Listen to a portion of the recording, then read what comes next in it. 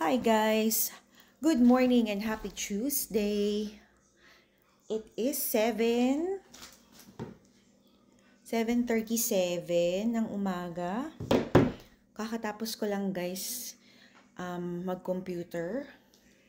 Maaga tayong gumising today dahil hindi natin natapos ang ating documentation kagabi.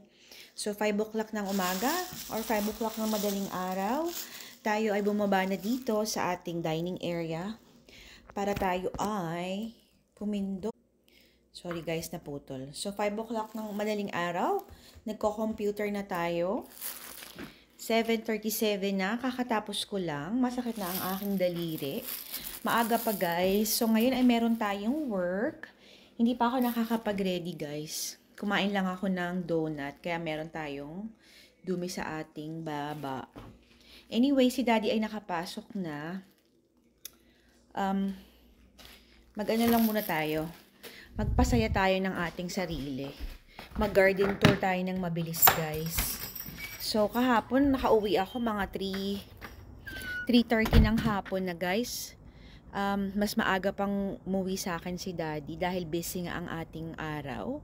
Busy ang ating Lunes. So, marami tayong pasyente kahapon. Thank you, Lord. Kaya marami rin tayong kailangan tapusin na documentation.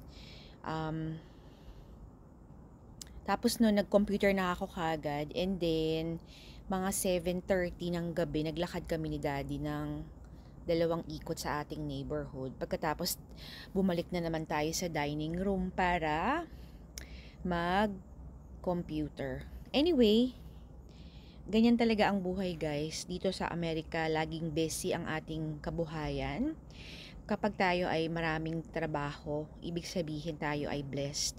So, wag tayong magreklamo dahil kailangan natin ng tongda para sa ating pangkabuhayan showcase. Anyway, dito tayo sa labas guys. Pakita ko lang sa inyo mabilis ang ating mga pananim. Pagod na rin ako guys. Hindi pa tayo nagsisimula ng ating Tuesday morning. Pero wala tayong choice. Meron pa rin tayong trabaho at mga pasyente na kailangang i-therapy for today. At dahil tayo ay pagod, kailangan natin ng stress reliever. Kaya sisilipin muna natin ang ating mga pananim. So ito na guys ang ating patio tomato na bakit ganon. Parang naano siya. Parang parang nabali guys. Bakit ganon? So, nakalina siya towards this side. Ayusin natin bago pa ito maputol. Ayan guys, sandali lang. Pause ko muna yung video. Kasi nakalin siya dito guys, oh. Baka maano yung ugat. Hala. So, ayan guys, bumagsak na yung ating patio tomato. Buti na lang guys, nakita natin. Nakalina siya towards the left side. Mapuputol to guys kapag hindi natin naagapan. Kawawa naman. Buti na lang na ano natin. So tinukuran ko muna guys. Nilipat ko muna tong tukod. Kasi guys tingnan nyo ang dami pa niyang kamatis. Sayang naman kung maputol yan. Ayan ito guys ang ating kamatis. Actually pwede tayong mag-harvest ng 3. Tingnan nyo guys, kumpul-kumpul ang ating kamatis. Ayan o, parang mahigit 20 yata yung ano nito, bunga. Tapos ito naman yung ating kabila. Ang gaganda guys, talagang hitik na hitik at marami pa rin mga maliliit na kamatis. Patuloy pa rin siyang namumulaklak guys eh. Oh. Dito medyo malamig na ang ating klima. Kaya kanina pagbaba ko guys sa ating dining area ay naka-jacket or naka-sweater tayo. Ito naman ang ating ghost pepper. Tignan nyo kung gaano kadami yan. Puro green pa guys. Pero meron akong nakitang isang pula. Ayan. Tignan nyo yan oh. Sobrang daming bunga. So ito ang ating front porch. Wala tayong tsinelas guys. Galing ako sa front door. So ito kahapon nagdilig muna ako. Pagkatapos naming maglakad ni Daddy, diniligan ko ang ating front na mga tanim sa front porch, tapos si Daddy naman sa backyard. Silipin natin ang ating eggplant guys. Kamusta naman yan? Wala tayong tsinelas. Tagagubat yarn. Basapay guys yung ating damo. Kasi guys, medyo pagka madaling araw at saka gabi, yung mist, yung hamog. So ito guys ang ating eggplant. Ayan. 1, 2, 3, 4, 5, 6. Dito sa puno na to meron tayong 6. Dito naman ay wala. Actually meron eh. Ayan guys oh, meron pa rin. Pero hindi pa siya malaki. Isa pa lang yung medyo malaki-laki. 6, 7, 8. Alam nyo ba guys, nung inulam ko yung torta nung Sunday, ito kasi yung aking hapunan. Tapos sila daddy nga ay kumain ng, ano bang kinain nila daddy? Parang ribs yata. Nakalimutan ko na guys. Basta hindi ako kumain ng meat. Kumuha si daddy ng kaunti. Tapos nagustuhan niya yung torta guys. Sinausaw natin sa bagoong at saka kamatis. So pati si daddy ay nag-enjoy. Nakulangan ako sa 2 piraso. So baka i-harvest ko yung sabay-sabay. Yung 4 tapos lutuin ulit. So ayun part 3 guys. So nakulangan ako ng torta. 2 lang kasi yung na-harvest ko nung Sunday. So nagustuhan din ni daddy. Ay, ayan guys yung kumakagat oh. Ito yung worm na yan. So nagustuhan ni daddy kasi kumuha siya ng aking ulam. Sabi niya, ang sarap. Kasi manamis-namis talaga guys pag bagong pitas. So parang nabitin kami. Kaya ang gagawin ko guys, i-harvest na natin to. Malaki yan. Tapos dito guys, meron tayong 3 din na malaki. So sa weekend guys, yan ang ating uulamin.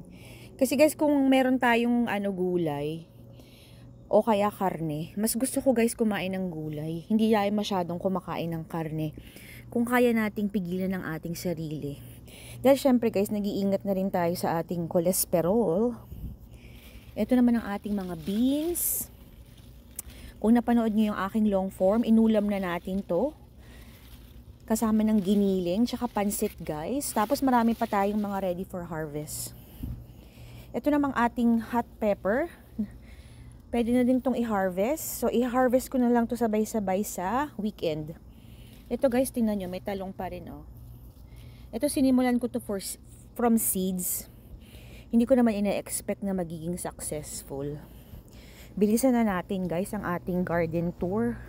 Kasi maghahanda pa ako ng aking sarili para sa ating trabaho.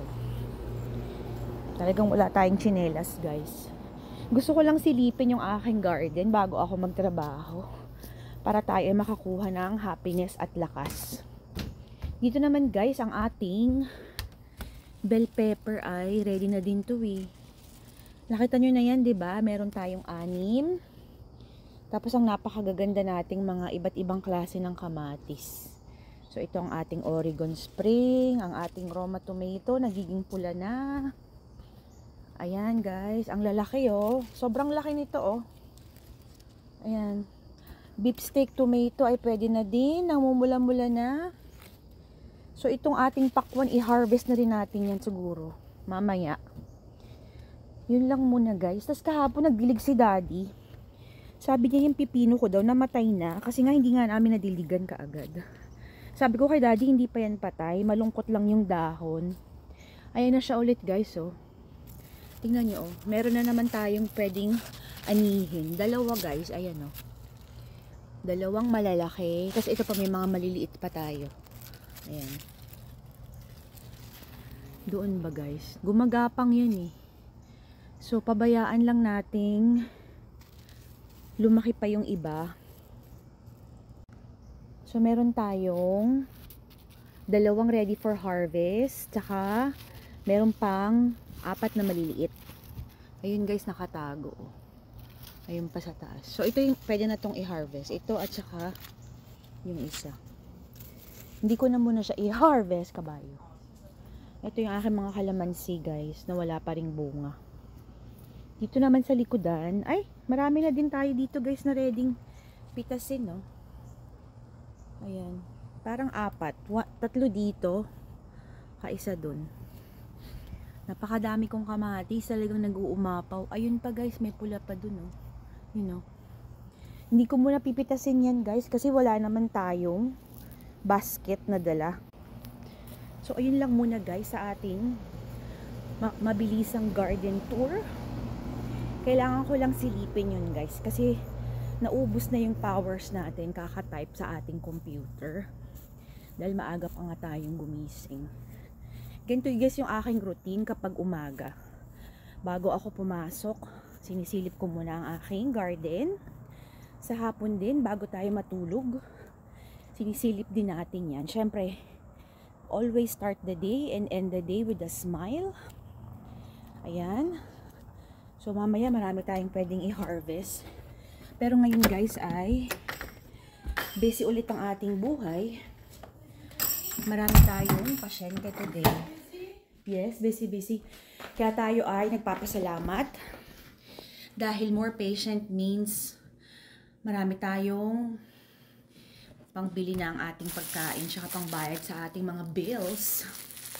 Okay guys, ano oras na? 7:49. Ubus ko na ang aking black coffee. Isang pirasong donut for breakfast. Ito na ang ating computer, pati ang ating work bag. Okay guys, thank you so much for watching. Happy Tuesday morning or evening sa lahat. Remember, every gising is a blessing. God bless everyone. Maraming salamat sa inyong suporta. Bye!